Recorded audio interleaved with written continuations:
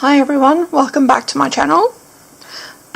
Today I wanted to do a flip through of this beautiful journal that I created. I finished it on Sunday, but unfortunately it was too late for me to do a flip through. In fact, it's probably too late for me today, which is Thursday, the 6th of June, to do a great deal because it's late in the afternoon. We're busy losing some sun, as you can tell by the weird lighting, but yeah, I hope that we'll be able to see what's going on in this cutie. But first, before I do the flip through, I wanted to share with you some of the ephemera that I've made.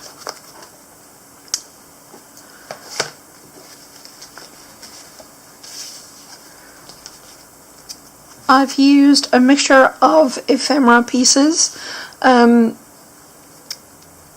I've used ATC cards and then just decorated the one side. These can be used for journaling, note keeping, whatever you like. What I've done here is I've used some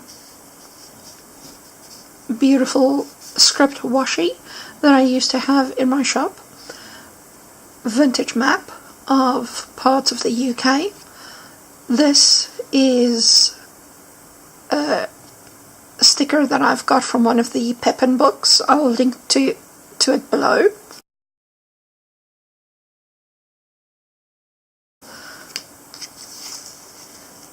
Here is washi tape that I've adhered to another ATC card. Below the washi tape I've got some vintage sewing papers over here, and again another vintage map. I love my vintage maps. Here we go. Vintage music sheet, washi tape, lovely sticker. And this is actually from a washi tape that I bought from James Burke. I'll also link to him and his Etsy shop. I love James Burke and I wish I could do the kind of art that he does, but sadly I love the art doesn't love me back, let's put it that way.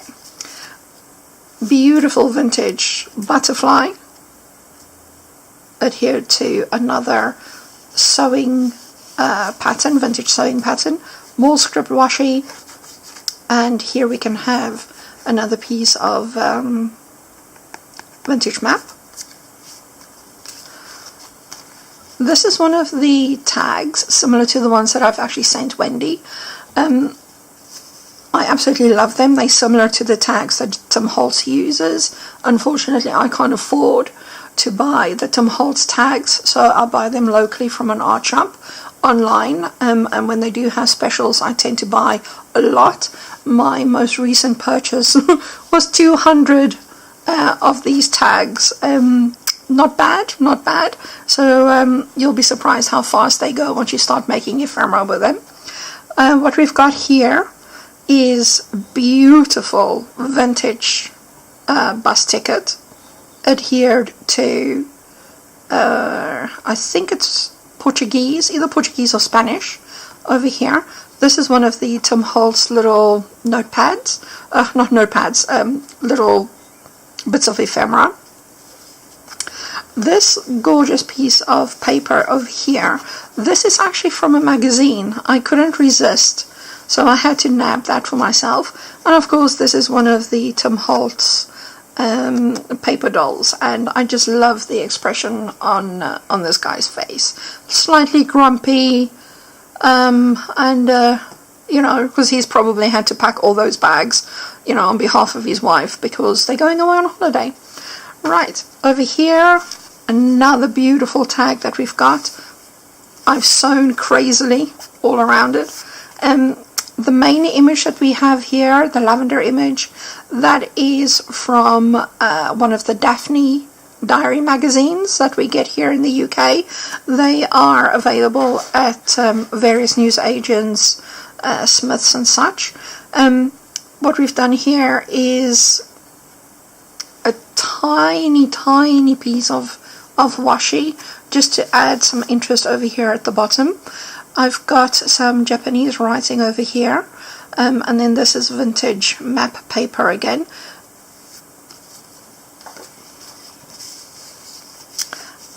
This is ephemera from one of the from a 12x12 notepad. What I've done here is literally just sewn one of the mocha images onto it, because I just thought, why not? A lot of these have been sewn, as you can see. Here I made a tag with various beautiful butterfly images.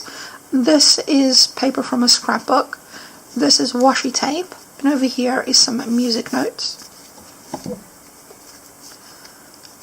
This is one of my favorites, I have to say. This is printed on clear or transparent label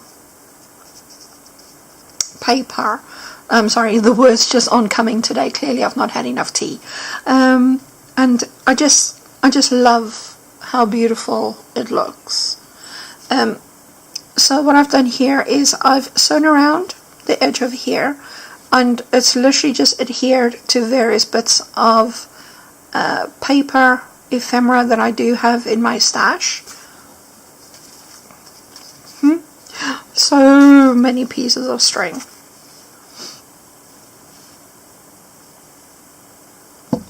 This is a cute little image, again from one of the Pepin books. If you can see there, that's the McCall's. It's the sewing paper, pattern paper, and just some washi that I've put on there. Also, it just looks and feels amazing. All these lovely, lovely things.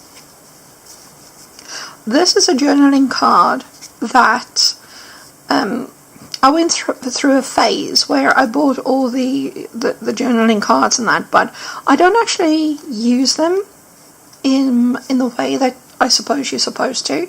I've been doing what Wendy's been doing a little while now, and just decorating them up and using them for, you know, in my journals and into Happy Mail to friends and things.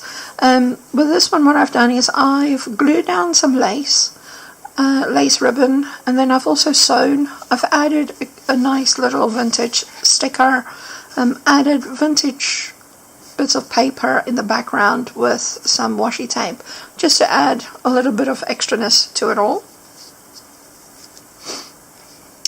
With this one, what I've done here is I've glued two pieces of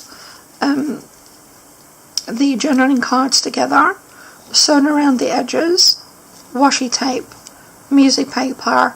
Here is a gorgeous image from one of the maca papers that I've got. I cut her out, and she's beautiful. Oh, and I forgot to say, yes, it's a pocket, so things will be able to slide in there.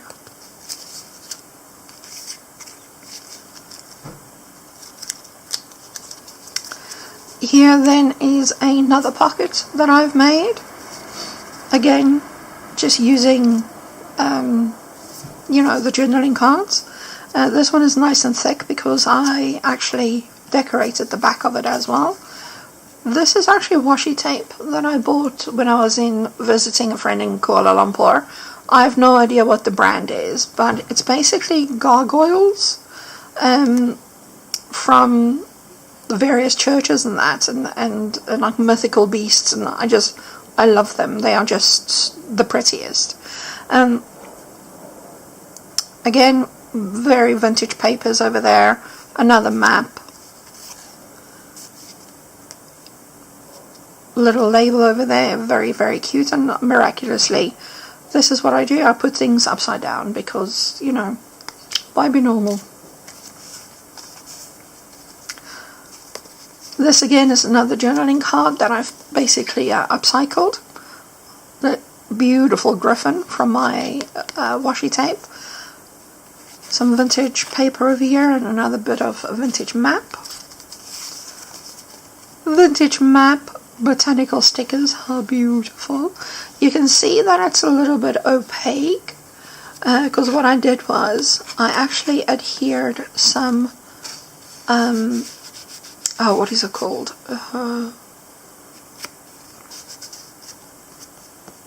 I sent it to Wendy as well.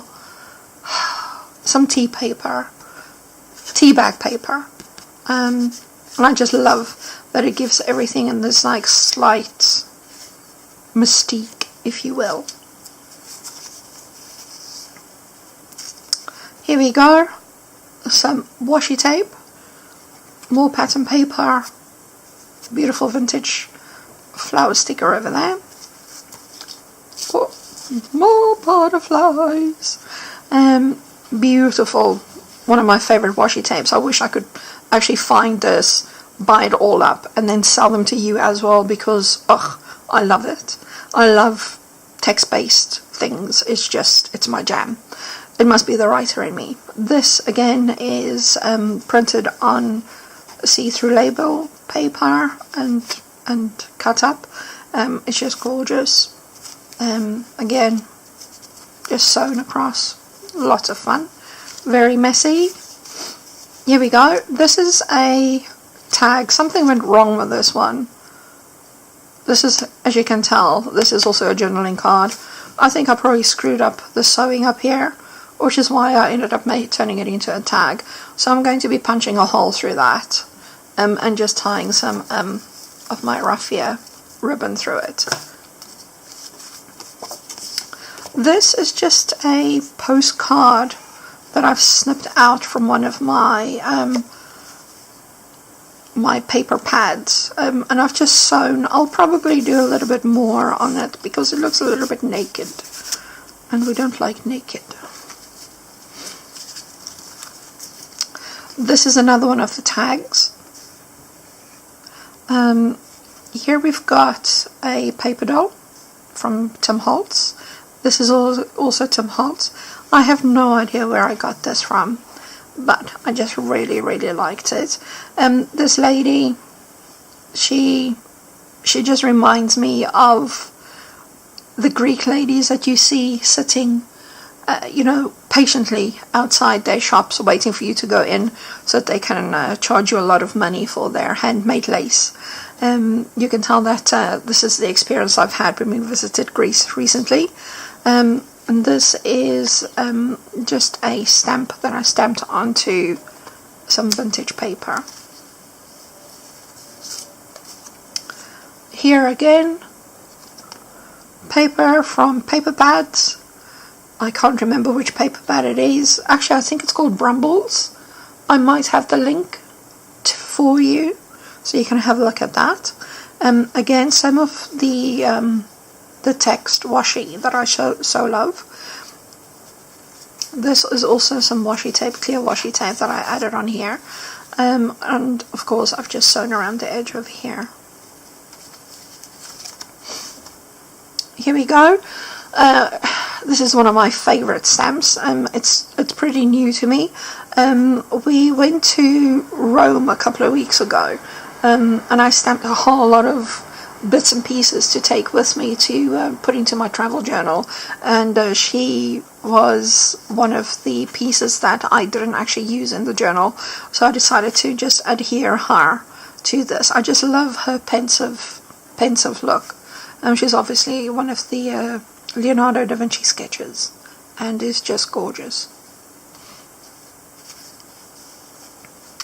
Here we go. Beautiful leaf image stamped onto some vintage paper. Another tag. This was actually Jelly Press printed. Clearly it came out as a flop, which is why I've gone ahead and done all of this. And then the final bit of ephemera that I'll be adding to the journal. Very cute little bird that I fussy cut from one of my magazines. Not magazines, from one of my many books. Beautiful label. This, believe it or not, is actually washi tape. Can you see? That I've just actually put over some words and things. And of course just crazily sewn. And that. So that's it. That's it for for the bits and pieces of ephemera that I'll be adding into this cute journal. I'll do a part 2 of this, as I'm worried my husband's going to come home any minute now and probably disturb me, and plus I have to start doing the dinner now. Thank you very much for watching.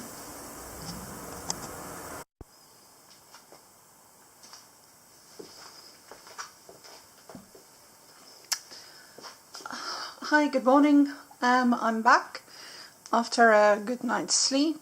I ended up not being able to film again last night. The lighting disappeared completely. So we're back this morning sorting out the tuck spots and things for the journal, which will also then, count as the flip through. Just putting these aside over here. Right, so let's do the flip through of the noted journal. On this one I use the some Tim Holtz paper. I forget which pad it's from, but I'm sure that if you do a search you'll find the images. I just really like the grunginess of this one. The cover over here is calico, which I've dyed, and it just looks really good. The ribbon is vintage sari silk. Here we go. What I've done with this one is, instead of hiding the binding like I've done in the other journal, I thought I'd just leave it raw as such, purely because it just looks prettier in my opinion. But here we go. What I've done is, for each of the signatures I've just reinforced the spine a little bit, because I am worried about the stitching doing some damage to the cardstock. So yeah, here we go. Very first little tuck spot that we've got over here, which I've sewn and then just actually glued on.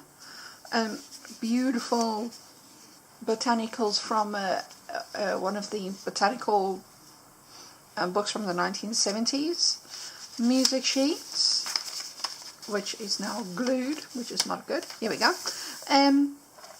I just love the images from the Puncharella notebook that I bought a couple of years ago now, which I've eventually made myself use. This is one of the Edith Holden pages. What I've done here is folded the flap like this, and then folded the flap from the bottom up as well, so you can see.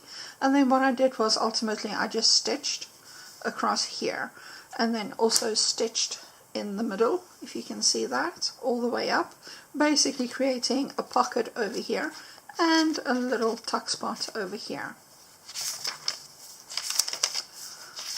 Coffee dyed paper. Don't you just love that sound? Oh, moleskin. No, I'm lying, this is newsprint paper. More coffee dyed paper. The other side of the Puncharella. The middle page of the signature. This, when I first got the book, one of the reasons I really didn't want to use it is because, to me, it just looked really, I don't know, too pretty to use. But it's silly, because it just sat on my bookshelf and something had to be done with it. And if you run your hands over the font, you can actually feel how the letters were pressed into the page itself, and I love it. It is just the prettiest thing. More coffee dye paper, newsprint. The other side of the Lady Edith book.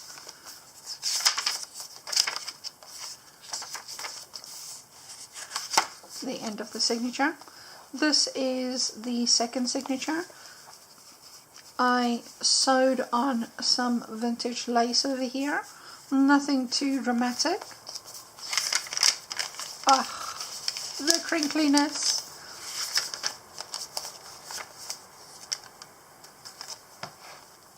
Now, I was really worried about sewing onto these papers. These are from the 1950s. I got really lucky that I got a whole year's worth of magazines from the 1950s. They were monthly. No, I'm lying. I think it was a two years worth. So the magazines are DIY magazines from the 1950s. So a lot of it is really very funny, slightly misogynistic, because obviously, you know, women didn't have that many rights back then. So yeah, you'll see some of the adverts that I've included. They are very, very funny. So with this one, the paper, bizarrely, is far more fragile than the papers from the 1888, like these, for instance. I assume that this is because these pages were bound and better made. These are literally just very thin magazine fabric. So what I did here was I've sewn over here. I did sew down the middle as well to reinforce that little spine. And this is a little tuck pocket that we've got in there. Then this is some moleskin paper that I've added in, moleskin notebook rather than like actual moleskin, because that would just be cruel and unusual. Some more music paper. This is some gorgeous paper that I'd ordered for myself to make writing sets from, but I don't know, I just really like coffee dyeing them because they just look really good, more vintage. Newspaper print, the music sheet, the moleskin, and here we go. Here's another one of the 1888 paper from the book that I bought. Interestingly, I actually bought the book for about £8. No, I'm lying, for about £5. I got it from a second-hand bookshop in Cecil Court in London. If you've ever seen Harry Potter, or if you've ever read Harry Potter, Diagon Alley is basically based on Cecil Court. It's this really pretty little road that's just off Charing Cross Road, and it has a plethora of beautiful shops that sell vintage books, vintage prints. There's a shop that sells toys. There's an art shop, but everything there in Cecil Court is really quite vintagey. A lot of the music sheets that I use in here I also actually bought from one of the shops in Cecil Court. This is another one of the 1970s books with the beautiful botanical images. Again, just the texture of this is just everything.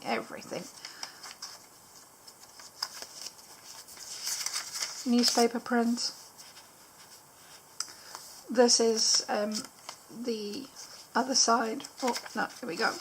This is the other side of the little pocket that I made, which I really just like, with the mushrooms. Very cute. This is the other side of the 1950s magazine, telling you how to fit a permanent fire into your chimney. Maybe not so safe these days. And yeah, that's the funniest thing about this magazine, is just looking at the absolutely horrifically inappropriate things it encourages you to do by yourself without, you know, the suitable gear. So this is Tim Holt. I think this is from a Prima paperback, and I forget where this is from. I'm sorry about that. Yeah, Tim Holt. Absolutely love this paper. Here we go, an Edith Holden pocket. Same thing I did in the previous one, stitched along the side, but before stitching I folded it in going this way, and then I folded up the little flap going that way, giving you two little pockets. crucially, if you do decide to make one of these, make sure it actually fits inside your signature, because if you decide to trim the sides, obviously it's all going to fall away, like I have learned. This I didn't sew. This specific magazine page felt really fragile to me, so all I've done is I folded it up and I've left this free so something can go in here. I'm happy to glue this down, or if you decide to get it, you can just glue that down, then you've got a little sideways tuck spot.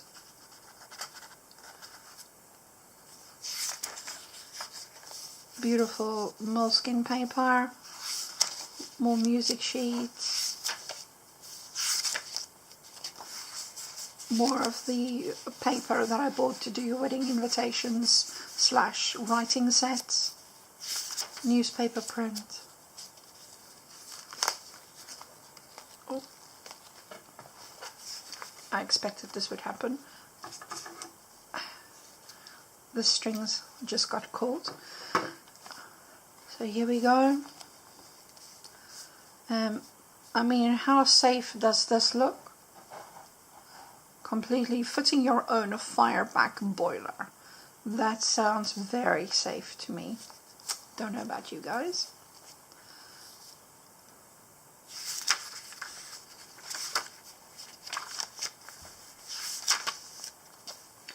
Just look at this lady. Doesn't she look very disgruntled?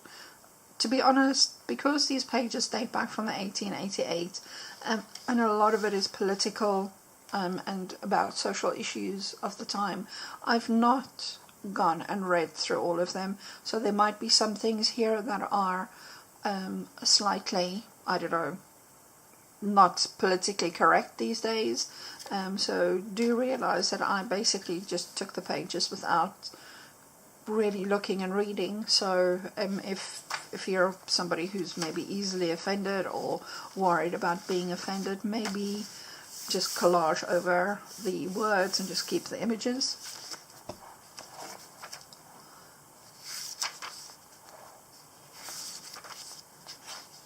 And then the final side on there is the Edith Holden page. There we go. This is another Tim Holtz page. Again, what I did was, this is beautiful vintage lace, which I've gone ahead and sewn onto the cover.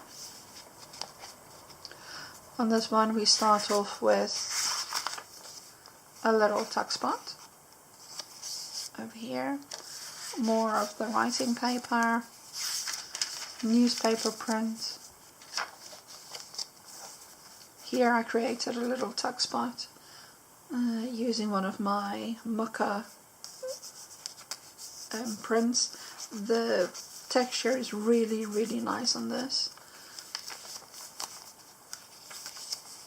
Another little tuck spot over here. Sorry, I'm just desperately trying to remind myself to actually keep in frame. It's slightly awkward as I'm sitting at an angle going through all of this.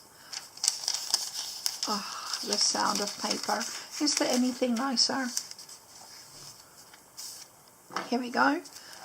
The middle is a really cute little tuck spot, or rather pocket, using some of the Lady Edith notebooks. Again, to reinforce the spine, I sewed down the middle, sewed on the sides on either side over here, purely just to create little pockets.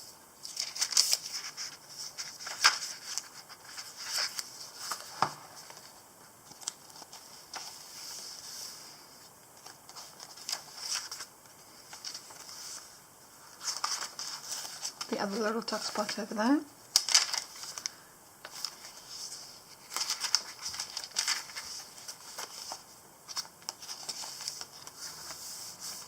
And this is the end of this signature. Over here, again, I did some of the lace. Lady Edith. I got adventurous and did a little flap over here. Thank you, Wendy and Nick the Booksmith. I don't know. I'll probably end up adding a cute little tag over here that will all be listed in the Etsy shop. By the way, I did fix the link.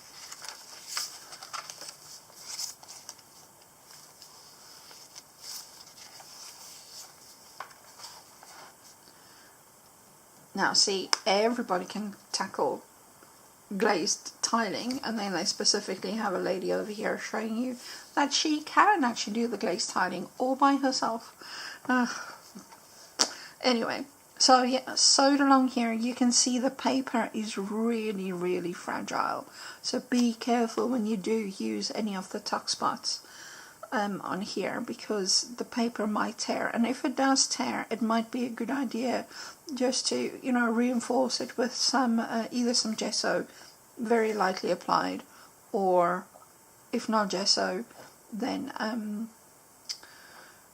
some Mod Podge maybe.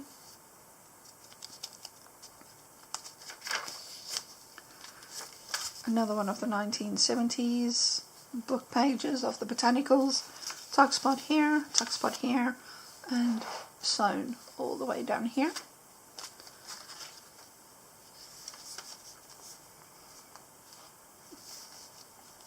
I do like that they give you some very interesting information over here about buying power tools. So if you are ever interested in buying power tools, this is the place to go. Look at your 1950s magazine inserts that I've given you.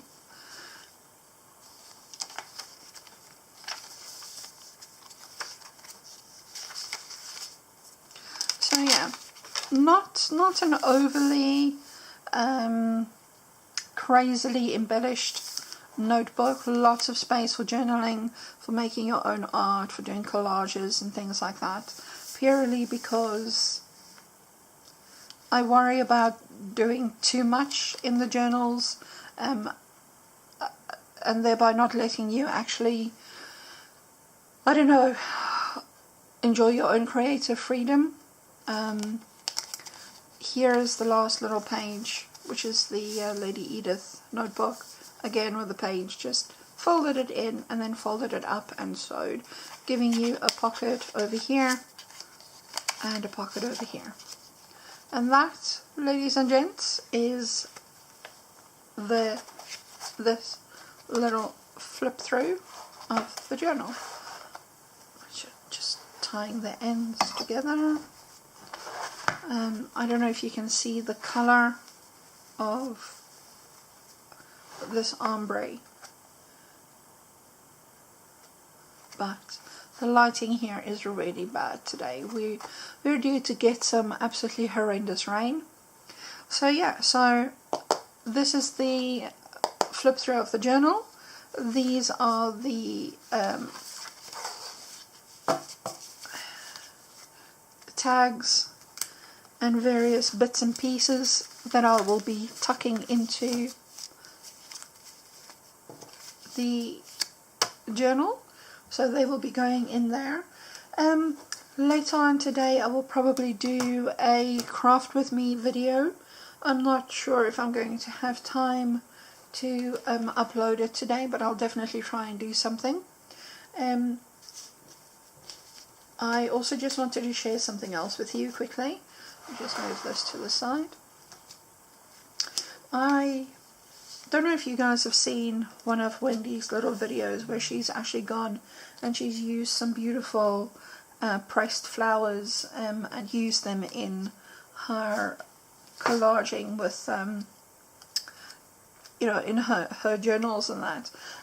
Now I don't have any pressed flowers, but I do have a lot of ephemera and things. So what I've done is basically taken Wendy's idea and I've used my own ephemera and basically created these little interesting little tags for your journal, or if you're a reader, these are really handy to, you know, for placekeeping.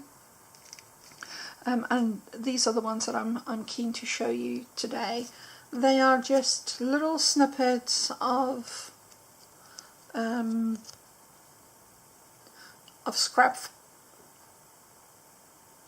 pieces of paper that I've basically taken and collaged and then put inside the self-seal laminating pouches.